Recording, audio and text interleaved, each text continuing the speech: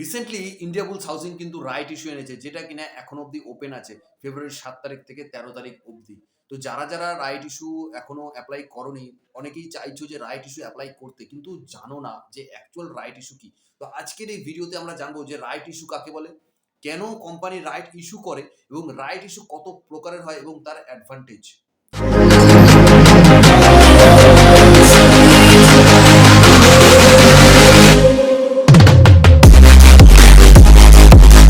Hello, this is Dibendu জ্ঞান and welcome back to another fundamental series.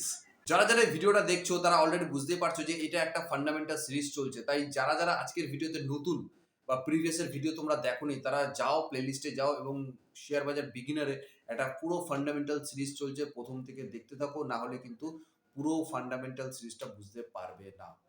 এবং আজকের ভিডিওতে আমরা কি কি জানবো সেটার একবার লিস্ট আমরা দেখে নিই।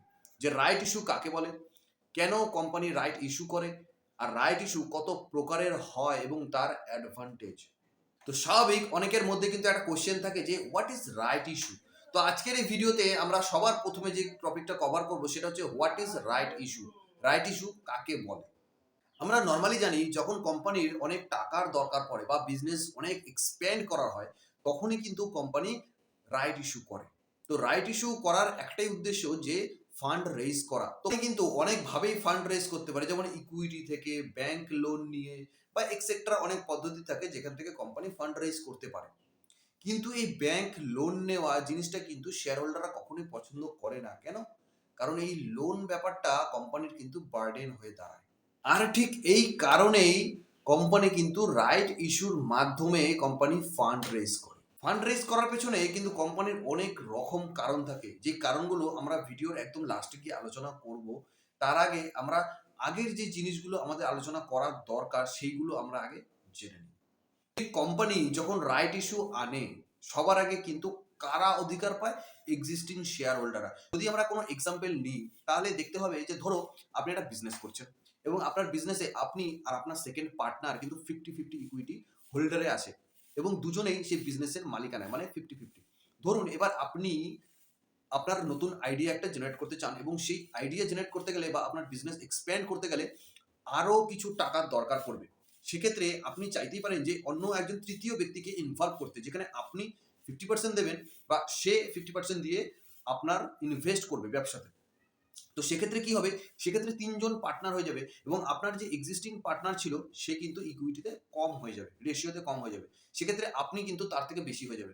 তো এখানে একটা দ্বন্দ্ব সৃষ্টি হওয়ার একটা প্রবলেম থেকেই থাকে। তো সেক্ষেত্রে রাইট ইস্যুর প্রথম যে মাধ্যমটা হয় সেটা কিন্তু কোম্পানি সবার আগে এক্সিস্টিং শেয়ার হোল্ডারদের দিয়ে থাকে, যাতে শেয়ার হোল্ডাররা নিজে থেকে চুজ করতে পারে যে সে কি এক্সট্রা করে ইকুইটি নিতে চায় বা ইনভেস্ট করতে চায় কি চায় না, সেটা পুরোপুরি শেয়ার হোল্ডারদের উপর ডিপেন্ড থাকে। তো এখানে আমরা দেখবো যে রাইট ইস্যু কত প্রকারের হয়। রাইট ইস্যু সাধারণত দু প্রকারের হয়ে থাকে, একটা হচ্ছে রিনাউন্সেবল রাইট ইস্যু, একটা হচ্ছে নন রিনাউন্সেবল রাইট ইস্যু। তো এই রিনাউন্সেবল রাইট ইস্যু কাকে বলে? রিনাউন্সেবল রাইট ইস্যু বলতে যেটা বোঝায়, যেখানে শেয়ার হোল্ডারদের কাছে অপশন থাকে শেয়ার বাই করা। তারা চাইলে ওপেন মার্কেটে শেয়ার বাইও করতে পারে বা সেলও করতে পারে। এই নন রিনাউন্সেবল রাইট ইস্যু কি? নন রিনাউন্সেবল রাইট ইস্যু হলো যেখানে শেয়ার হোল্ডারদের কোনো রাইটস থাকে না। তারা চাইলেই অন্য কোনো ইনভেস্টরদের কিন্তু ওপেন মার্কেটে শেয়ার সেল করতে পারে না। তারা চাইলে বাই করতে পারে বা সেটা ইগনোর করতে পারে। এতক্ষণ আমরা জানলাম যে রাইট ইস্যু কাকে বলে এবং কত প্রকারের হয়। তো এবার আমাদের জানা উচিত যে রাইট ইস্যু করলে কোম্পানির কি কি অ্যাডভান্টেজ হয়। সবার ফার্স্টেই যে অ্যাডভান্টেজটার কথা আমি বলবো, রাইট ইস্যু করলে কিন্তু কোম্পানি খুব দ্রুত তারা কিন্তু ফান্ড রেজ করতে পারে। এবং সেকেন্ড যেটা হচ্ছে লো কস্ট ইস্যু। যেহেতু কোম্পানি এক্সিস্টিং শেয়ার হোল্ডারদের সবার আগে রাইট দিয়ে থাকে যে শেয়ার বাই করার, সেহেতু কিন্তু কোম্পানিকে লো কস্টে বা কোনো অ্যাডভার্টাইজিং ফিস কিন্তু দিতে হয় না। And third, less time consuming. Less time consuming বলতে একটা জিনিসই বোঝায়, ধরো আপনি যদি কোনো বিজনেস এক্সপ্যান্ড করার জন্য ফান্ড রেজ করতে চান, সেক্ষেত্রে কিন্তু আপনাকে ব্যাংক লোন নিতে হবে এবং ব্যাংক লোন যে প্রসেসটা সেটা কিন্তু অনেকটা লম্বা। তো সেক্ষেত্রে রাইট ইস্যুর মাধ্যমে কিন্তু সেই যে লং টার্ম একটা প্রসেস, সেটা কিন্তু একটা শর্ট টার্মের মধ্যে চলে আসে এবং কোম্পানি খুব তাড়াতাড়ি কিন্তু ফান্ড রেজ করতে পারে। এবং এই রাইট ইস্যুর মাধ্যমে কিন্তু শেয়ার হোল্ডারদেরও কিন্তু অনেক সুবিধা হয়। কেন? কারণ শেয়ার হোল্ডাররা কিন্তু অনেক কম প্রাইসে কিন্তু তারা সেই কোম্পানিতে নতুনভাবে ইনভেস্ট করতে পারে এবং ইকুইটি কিন্তু হোল্ড করতে পারে। ওয়েল, এতক্ষণ আমরা জানলাম যে রাইট ইস্যু কাকে বলে, রাইট ইস্যু কত প্রকারের হয়, তার অ্যাডভান্টেজ জানলাম এবং ভিডিওর শুরুতে আমি বলেছিলাম যে কোম্পানি কিন্তু অনেক রকম কারণে এই রাইট ইস্যু আনতে পারে।